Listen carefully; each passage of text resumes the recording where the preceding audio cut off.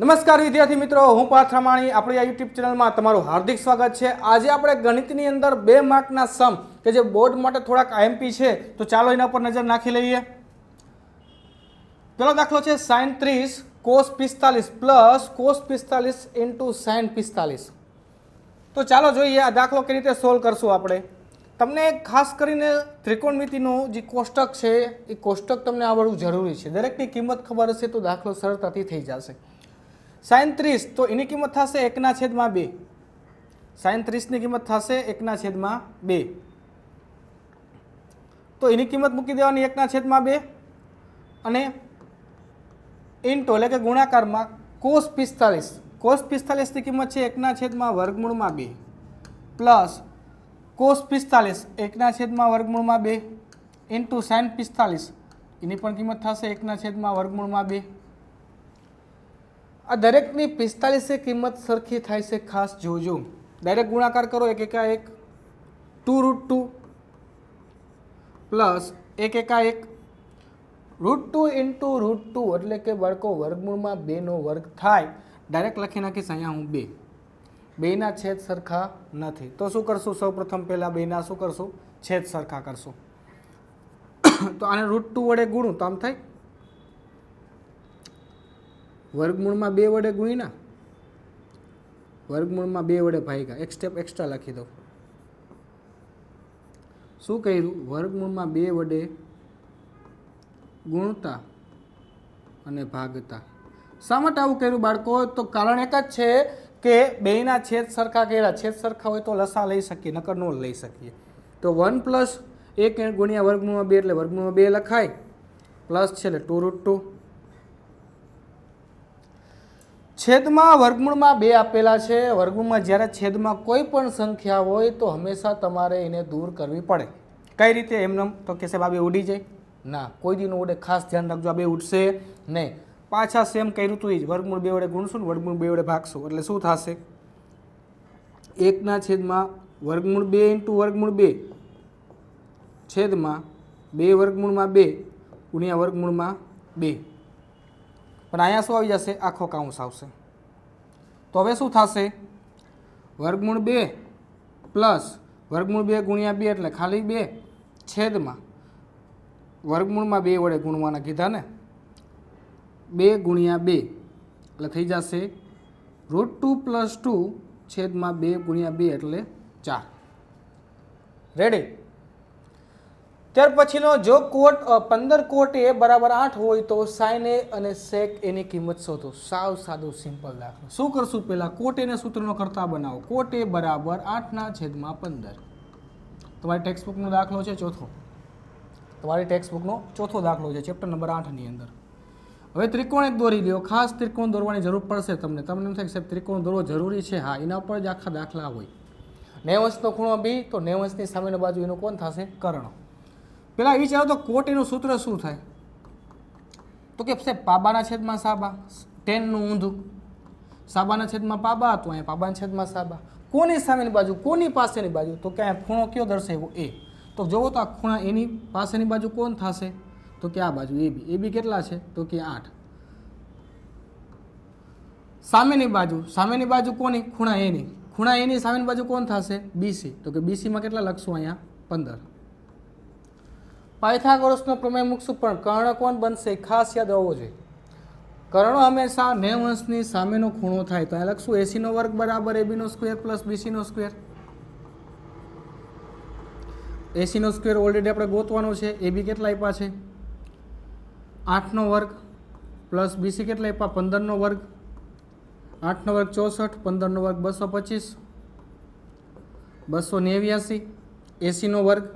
તો AC તમને કેટલા મળે બાળકો? જોવો તો વર્ગમૂળમાં 289 કોનો વર્ગ થાય? તો કે 17² ધોરણ 10 ની અંદર ભણો છો, તમને વર્ગમૂળ આવડતું હોવું જોઈએ।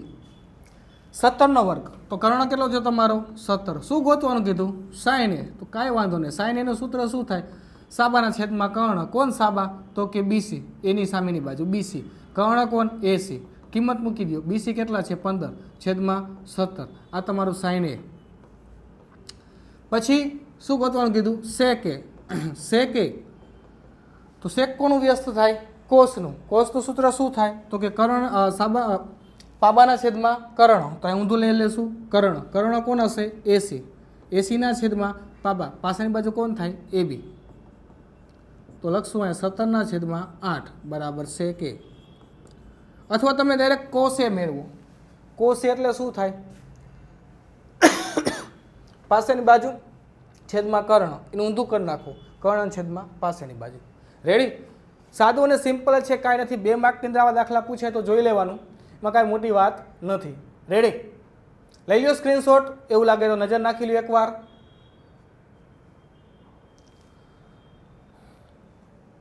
ડન. તો ત્યાર પછીનો નેક્સ્ટ દાખલો જોઈ લે આગળનો. અર્ધગોલકની ઉપર શંકુ લગાવેલો હોય તેવું એક રમકડું બનાવેલું છે. આકૃતિ ખાસ દોરી લઈએ. અર્ધગોલક ઉપર એક શંકુ, આ અર્ધગોલક ઉપર એક શંકુ લગાવેલો છે. હાલો લગાવી દીધો. બંનેની ત્રિજ્યા 3.5 સેન્ટીમીટર. તમને અહીંથી આટલી ત્રિજ્યા આપેલી છે R. કેટલી આપી છે? 3.5 સેન્ટીમીટર. R બરાબર 3.5 સેન્ટીમીટર. સેન્ટીમીટર ઇંગ્લિશમાં લખ દો. શંકુની તિર્યક ઊંચાઈ, ત્રાસી ઊંચાઈ આપી છે બાળકો 1. ત્રાસી ઊંચાઈ છે 12.5 સેન્ટીમીટર. તો રમકડાનું કુલ પૃષ્ઠફળ શોધો. ચેપ્ટર નંબર 12 નો દાખલો છે. Chapter number 12. તો આખા રમકડાનું કીધું તો બે આકાર ભેગા થયા. કયા બે આકાર? તો એક ઉપર સાહેબ શંકુ છે અને નીચે કોણ છે? અર્ધગોલક. તો લખશું રમકડાનું પૃષ્ઠફળ બરાબર શંકુની વક્ર સપાટી નું ક્ષેત્રફળ પ્લસ અર્ધગોલકની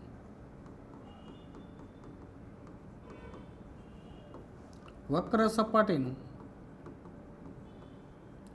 ક્ષેત્રફળ. શંકુની વક્ર સપાટીનું ક્ષેત્રફળ શું થાય?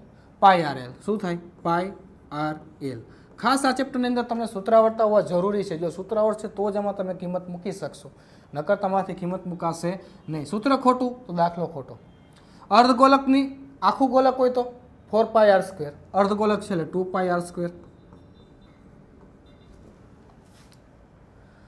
બેમાં સરખું શું જોવો તો કે બેમાં સરખું છે સાહેબ πr.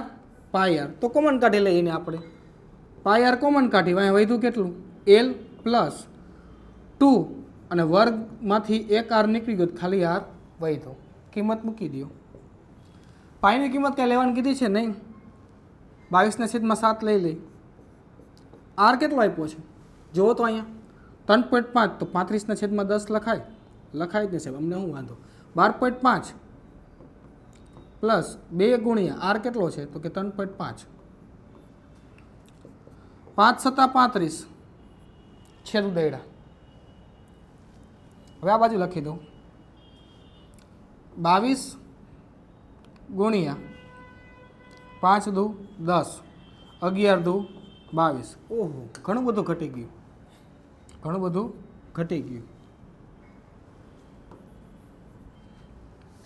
જોયું છેદ કેવી રીતે ઉડાડ્યા? ખમો શીખડાવું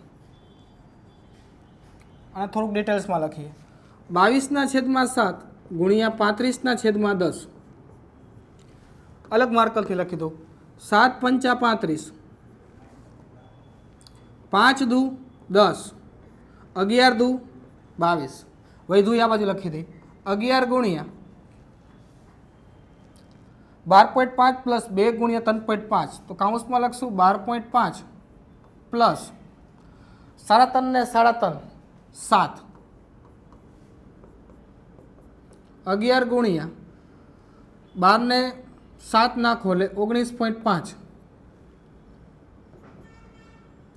195 ગુણ્યા 19 કરો 0, 195 ને 195, 5, 14 4 1, 10 ને 11 નો 1 2, 1 2 1 4 5, છેલ્લી એક સંખ્યા પેલા point, centimetre square. 214.5 centimetre square. ખાસ એકમ લખવાનું ભૂલાય નહીં. રેડી? કાંઈ નથી કર્યું, સૂત્રમાં કિંમત મૂકી, સાદુરૂપ આપ્યું, જવાબ આવી ગયો. પણ સૂત્ર તમને આવડતા હોવા જરૂરી છે. રેડી? જોઈ લો દાખલો, લઈ લો સ્ક્રીનશોટ, મજા આવે તો કોમેન્ટ કરી નાખજો, લાઇક સબસ્ક્રાઈબ અને શેર પણ કરી નાખજો. ત્યાર પછીનો દાખલો, એક તંબુ નીચે નળાકાર અને ઉપર શંકુ આકારનો છે. એક તંબુ નીચે નળાકાર અને ઉપર એક શંકુ આકાર છે. તો ચાલો પહેલાં આકૃતિ દોરી લઈએ. નીચે નળાકાર, ઉપર શંકુ આકાર. હાલો, નળાકારના ભાગનો વ્યાસ આપ્યો છે બાળકો, તમને આપ્યો છે કેટલો? 4.2. આટલું તમને આપ્યું છે 4.2. અને ઊંચાઈ આપી છે 8. આની ઊંચાઈ આપી છે તમને 8. નળાકાર ઉપર બંધ બેસતા શંકુની ઊંચાઈ છે 6. આ ઊંચાઈ કેટલી આપી? શંકુની 6. ખાલી ઊંચાઈ, ત્રાસી ઊંચાઈ નથી. તંબુમાં રહેલી હવાનું ઘનફળ શોધો. તો પહેલાં આપ્યું તું લખી નાખીએ. શું લખશું જુઓ તો કે સાહેબ ત્રિજ્યા લખી નાખીએ. બેની ત્રિજ્યા તો સરખી જ હશે. તો લખીશ ડી બરાબર કેટલા તમને કીધા? 4.2 સેન્ટીમીટર. તો આર લખવા તો લખાય 4.2 ના છેદમાં 2 બરાબર 2.1 સેન્ટીમીટર. આ તમને શું મળ્યું? આર મળ્યો. શું મળ્યું? આર. ત્રિજ્યા મળી ગઈ. બેને ઘનફળ મૂકી દે 1/3 પાય આર સ્ક્વેર એચ અને plus pi R square H. પણ બેન માટે અલગ અલગ કીધું. જો નળાકાર માટે શું કીધું? તો કે નળાકાર માટે કેપિટલ એચ ઊંચાઈ લઈ લઈએ 8 સેન્ટીમીટર અને શંકુ માટે લઈ લઈએ આપણે સ્મોલ એચ, એટલે કિંમત મૂકવામાં આડાઅવળું ન થાય. બીજું કાંઈ વાંધો નથી. તમને ખબર હોય એચ એચ ડેશ એવું પણ તમે લખી શકો. તમે એમ કહે છે અમુક દાખલામાં અમારે એચ ડેશ લખેલું આવે છે તો હાલે. ફરક કાંઈ નથી. ખાલી શું છે કે ઊંચાઈ છે એ કિંમતમાં મૂકવામાં આડાઅવળી ન થાય, નકર કન્ફ્યુઝન થાય. નળાકારની ઊંચાઈ કીધી કે શંકુની. તો લખશું અહીં શંકુનું ઘનફળ પ્લસ નળાકારનું ઘનફળ. શંકુનું ઘનફળનું સૂત્ર 1/3 pi R square H plus શંકુ માટે એચ શું કીધું તો આપણે? સ્મોલ. રેડી. હાલો, નળાકાર માટે pi R square capital H. નળાકાર માટે આપણે કેવો એચ કીધો તો? કેપિટલ. તો સૂત્રમાં ખાસી કિંમત મૂકવાનું ભૂલાય નહીં. બંનેમાંથી કોમન છે એ કોમન જોઈ લઈએ. તો બેમાંથી sir pi R square common નીકળશે તો બહાર કાઢી લઈએ. પાય આર સ્ક્વેર વધ્યું કેટલું? 1/3 એચ પ્લસ કેપિટલ એચ. હવે કિંમત મૂકી દો 22/7 ગુણ્યા આર સ્ક્વેર 21/10 ગુણ્યા 21/10 બ્રેકેટમાં 1/3 ગુણ્યા એચ કોનો છે? સ્મોલ. સ્મોલ કેટલા છે? 6 પ્લસ 8 3 દુ 6. રેડી.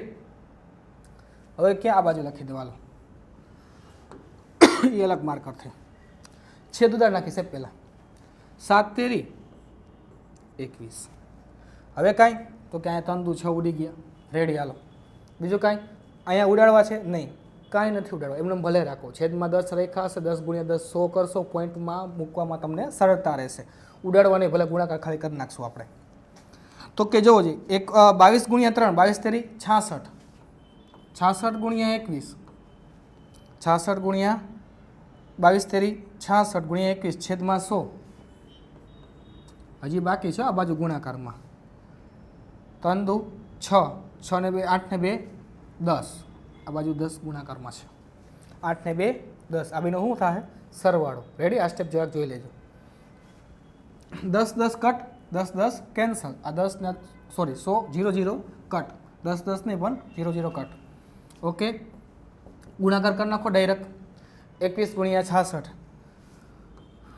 66 ગુણ્યા 21 0 6 દુ 12 6 દુ 12 ને 1 13 66 6 8 1 3 1 138 1386 છેદમાં 10 ઘનફળ કીધું લે સેન્ટીમીટર ઘન લાગશે બાળકો. એકમ ભૂલાય નહીં ખાસ. દરેકમાં આવું લાગે તો છેલ્લે લખી નાખું. ઘનફળ કીધું તો સેન્ટીમીટર ઘન એકમ લાગશે. તો અહીંયા લખીશ 138.6 સેન્ટીમીટર ઘન. રેડી. તો સાદો સિમ્પલ દાખલો છે, કાંઈ નથી. તમને સૂત્ર આવડતા હોય દાખલો સરળતાથી થઈ જાય. 2 માર્ક માટે આપણને દાખલા એમપી છે. તમારી ટેક્સ્ટબુકની અંદર આપેલો છે આ દાખલો પણ. ત્રીજો દાખલો છે 12મા ચેપ્ટરનો. રેડી. જોઈ લ્યો, લઈ લ્યો સ્ક્રીનશોટ. મજા આવે તો લાઇકનું બટન દબાવી દેજો. ત્યાર પછી છે સર્કસના તંબુમાં જમીન સાથે શિરોલંબ સ્થિતિમાં રહેલ. આ દાખલામાં આવા જ્યારે દાખલા આવે ત્યારે બાળકો એમાં પણ ખાસ તમારે આકૃતિ દોરવી જરૂરી છે, નકર ખબર જ નહીં પડે દાખલો શું કહે છે. રેડી? શું કહે છે જોજી, સર્કસના તંબુમાં જમીન સાથે શિરોલંબ સ્થિતિમાં રહેલ થાંભલાની ટોચ. થાંભલાની ટોચ જમીન સાથે.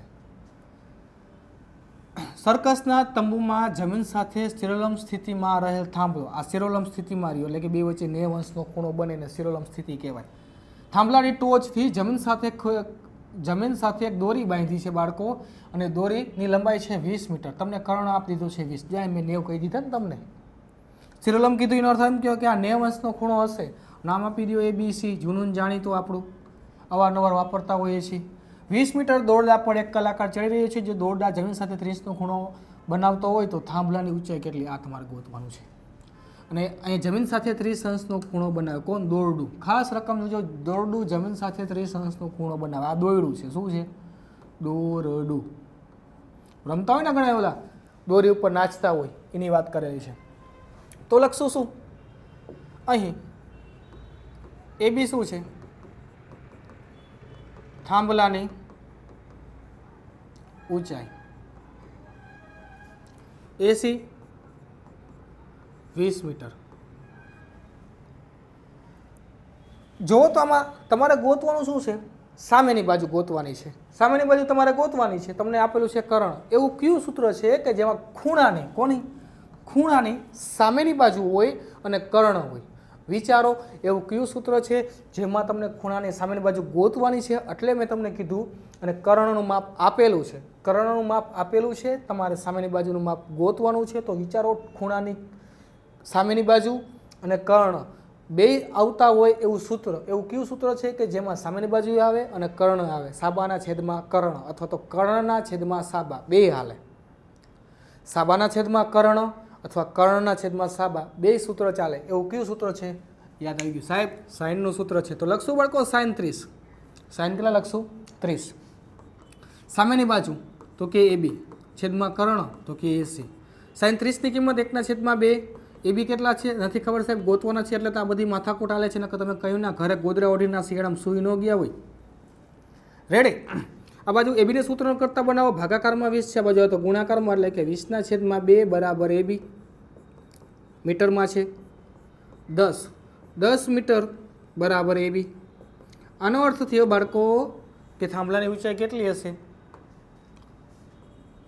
થાંભલાની ઊંચાઈ કેટલી હશે? 10 મીટર હશે. જોયું? દોરડાની લંબાઈ માપી લીધી તો આપણે થાંભલાની ઊંચાઈ કહી દીધી. થાંભલાની ઊંચાઈ ખબર હોત ને ખૂણો ખબર હોત તો આપણે દોરડું કહી દેત. પાસેની બાજુ જરૂર પડે હો, એમને ન થાય. લઈ લો બાળકો સ્ક્રીનશોટ.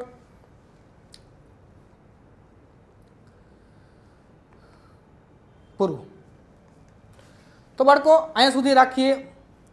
મળીએ નેક્સ્ટ લેક્ચરની અંદર નવા જ 2 માર્કના આવા જ કંઈક IMP સમ સાથે જે ટેક્સ્ટ બુક આધારિત હોય.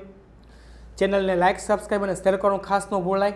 જો વિડીયો ગમ્યો હોય તો એક સરસ મજાની લાઇક આપી દેજો, અને સાથે સાથે કોમેન્ટ પણ જણાવજો કે તમને કેવું લાગ્યો વિડીયો. તો અહીંયા સુધી રાખીએ બાળકો. મળીએ નેક્સ્ટ લેક્ચરની અંદર. ત્યાં સુધી ટાટા બાય બાય, સિયા. ફિર મિલેંગે ચલતે ચલતે.